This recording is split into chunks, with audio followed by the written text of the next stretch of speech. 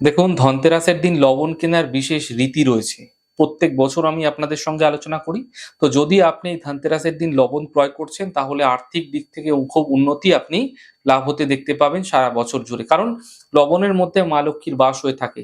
তবে লবণ যখন কিনবেন, তখন অবশ্যই নিজের পয়সায় কিনবেন। কারো থেকে অর্থ ধার নিয়ে কিনবেন না, বা নুন বা লবণ যখন কিনছেন, দোকানদারকে বলবেন না যে পরে পয়সা দিয়ে দেবো। এমনটি ভুলেও করবেন না। অর্থাৎ ধার বাকি দ্বারা কিনবেন না। এবার জানবো ধনতেরাসের দিন কোন সময় আপনারা লবণ ক্রয় করবেন, যা আপনাকে সুফল প্রদান করবে।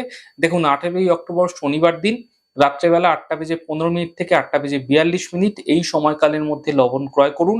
তবে আপনারা সারা বছর জুড়ে শুক্রবার দিন শুক্রের হোরাতেও কিন্তু লবণ ক্রয় করতে পারেন।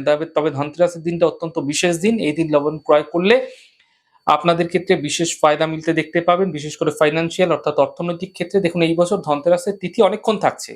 তবে বিশেষ যে শুভ মুহূর্ত, যেই শুভ মুহূর্তের কথা বললাম, সেই শুভ মুহূর্তের সময় কিন্তু খুবই কম সময়। তাই সময়টিকে নষ্ট না করে সঠিক সময়ে কাজ করুন। এই লবণ কিন্তু আপনার ধনতেরাসের দিন থেকে রান্নাবান্নার প্রয়োগেও আপনারা আনতে পারেন।